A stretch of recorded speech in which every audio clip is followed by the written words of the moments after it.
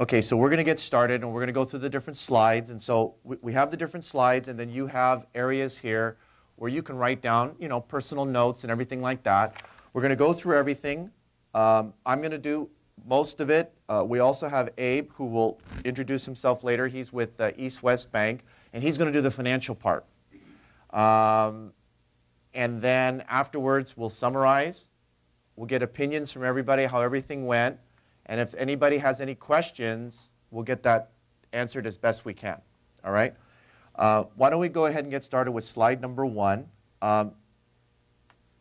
Slide number 1 says, how to write a formal business plan. Michael Synn, Abe, SCMBDC Trading Seminar. Today's Tuesday, April 17th. Everybody okay? All right. Let me talk a little bit about a formal business plan. And if you read or look at any of the articles that people ask me or the BCF about, I am very, very consistent about saying that one of the most important things that a small business owner needs, and it doesn't have to be a person of color, okay? All businesses need a working business plan. The greatest example to me is that some of the biggest Japanese trading companies actually have a 500-year business plan. Companies like Toyota, Honda, Nissan, famous companies, Sony, they all have a 500-year business plan.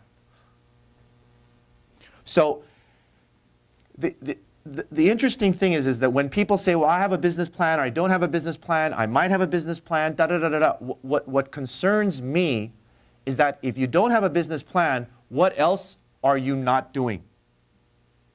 Because what happens is this. When I hear people that they don't have a business plan, chances are your accounting's messed up, your HR is messed up, your billing is messed up, you don't turn in your taxes in time.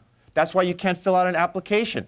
And then the other thing is that the more partners you have, the more employees you have, that means that you have, so like for example, your owner says, you go. Okay, fine. So you're going to go ahead and learn all this stuff. Then you're going to have to go and teach, go back and tell the owner, well, this is what I got out of it, da-da-da-da-da-da. Have you ever heard, and I want you to write this down, all getting on the same page. Write it down. Getting everyone on the same page, or getting everyone on the right bus, or whatever you want to call it.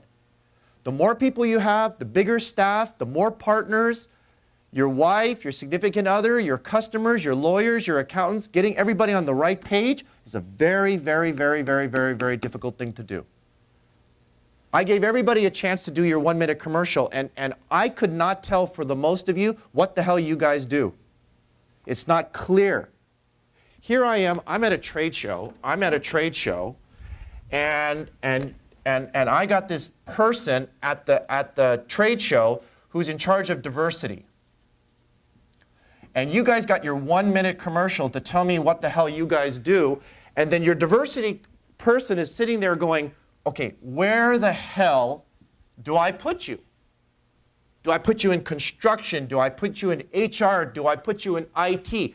Where am I going to put you? And if in a minute you cannot explain to the diversity director at the trade show what the hell you do, you're going to have 1 year of frustration. Until what? The next trade show. Everybody understand? Yes? No? Maybe? So, let's go to slide number 2. Why should you, or why would you have a written business plan? Okay, so let's go through the main, these are just the main reasons why. Okay? Number 1, getting a business loan.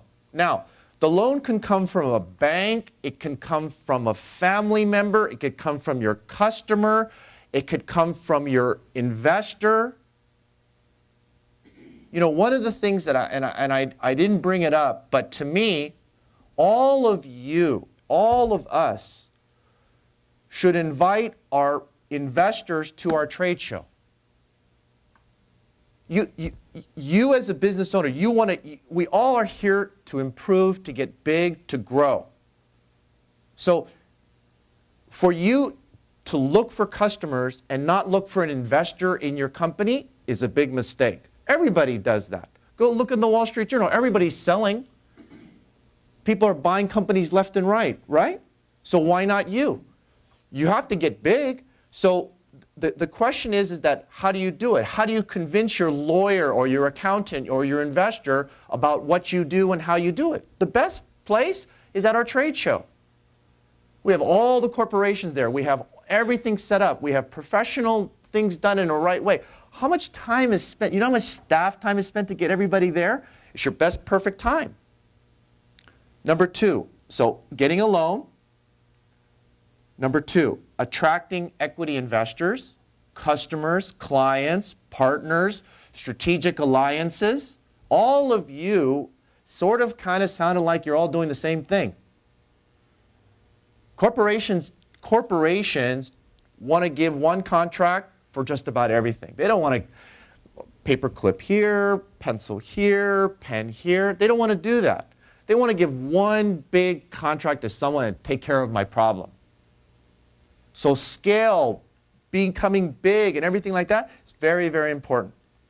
Next, the third reason is your operational plan. What do you do? How do you do it? And one of the things, the most important thing that I want you to get out of today is the answer why. Why do you do what you do? Why did you wake up this morning? Why did you wear the clothes that you're wearing? Why did you come to today's meeting? Why did you sit where you sit? Why did you sit next to the person that you're sitting to? Why is very, very important. Everybody understand? Why are you here? What are you trying to get out of it? Why are you wasting time?